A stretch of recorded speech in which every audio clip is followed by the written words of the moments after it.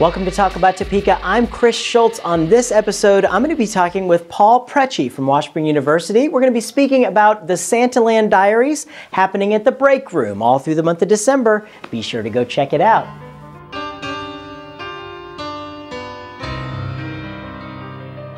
Well, I am sitting here with a good friend of mine ever since college, Dr. Paul Prece, right over here from Washburn University.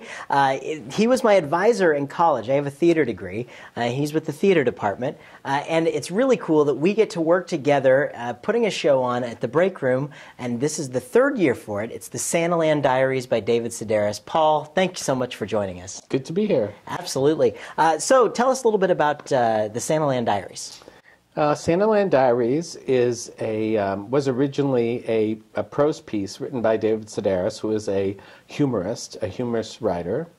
And it was dramatized by Joe Mantello, or adapted for the stage by Joe Mantello, a Broadway director, and is basically a one-man monologue play about a 32-year-old man's experience as an elf in Macy's department store in New York City.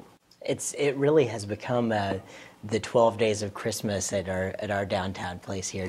Well, there's like this will be the third time. This is the third time, and every year we have a different actor. We had some really great actors in the past. Carl Peckham was our first elf, and then we had last year was Matt Bryden, and this year we've got Colby Cox. Tell us a little bit about Colby. Colby is presently a student at Washburn University, and he is a theater major. Colby has done a number of plays at Washburn, comedies and serious work. Colby's a up-and-coming young actor and is up to the challenge, and is going to make a different kind of elf than the other two that we've had. That's what I think is very exciting. I mean, every year we do it, it's kind of that Christmas tradition, but we've had a different person who's always had a different slant on the show, and I think you're going to be really impressed with the show this year with a completely different slant. If you've seen it in the past, you should definitely come back and see it. Well, because it's a monologue play. Yeah. The characteristics of the individual performers seep in, so their sense of humor, their sensibility sort of mixes with David Sedaris' script, and that's why each time there's a different actor who plays it, the show has slightly a different focus or a different feel to it. It is a comic piece, and it is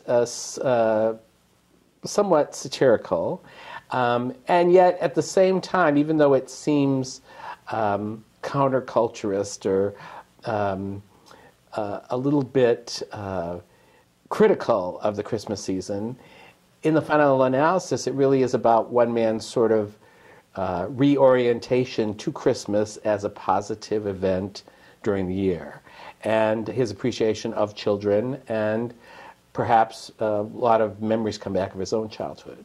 And what is it? What do you think it means? I mean, there's the whole thing, the whole show. What do you think that the overwhelming theme of this thing is for someone?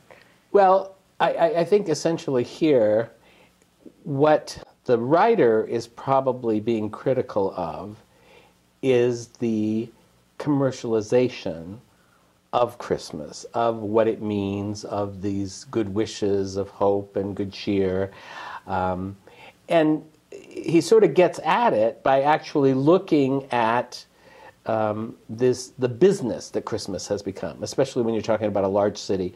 There are sections in the script where as Christmas gets closer and closer, when it gets closer to the day, to Christmas Day, there more and more customers are coming into the store, and they're behaving very strangely, like almost in desperation to get this toy or to get this special thing, and they're pushing and shoving, and the children are crying, and it turns out like it's an absolute absolute chaos. Yeah. And in the end, this visitation by one of the Santas, one of the final Santas, is what confirms our elf's feeling that the simpler it is and the more felt that the wishes are, the closer it comes to what Christmas is supposed to be about. Mm-hmm. That it really is about a feeling of goodwill and peace on earth, and it's not about presents. It's not about Christmas trees. It's not about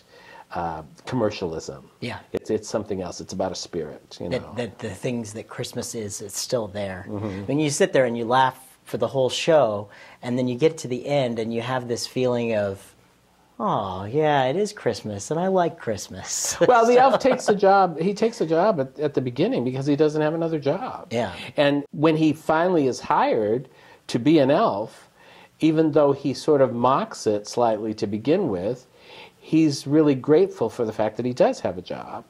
And he begins to see the positive side of it, even though the commercial side of it seems to point out all of the bad things about Christmas, you know. Yeah. So it is satirical in the sense that it's kind of tongue-in-cheek, but the message is really a positive message. Sure. It points up negative things that occur, but in the end, it really does come back full circle, and actually this young man has really sort of learned to reappreciate Christmas, if anything. Yeah, Yeah. absolutely. Yeah. Well, Paul, thank you so much for coming and talking a little bit about the Santaland Diaries. You can catch the Santaland Diaries all through the month of December at the Break Room. Dr. Paul Prece is the director of it, and we've also got Colby Cox, who's starring this year as David Sedaris in the show. So you don't want to miss this show. It's a whole evening out with a great meal. Everything is just one big package of fun, and it will get you going for the holidays. So thank you so much, Paul. Looking forward to catching the show. Okay. Thanks for tuning in to this episode of TalkAboutTopeka.com. I'm Chris Schultz. If you enjoyed what you saw here, you can help our guests by sharing our links with your friends. You can also find out everything that's going on with us by following us on our website at TalkAboutTopeka.com. You can also be sure to like us on Facebook, you can follow us on Twitter, or you can send us a message on Gmail. Thanks so much for tuning in.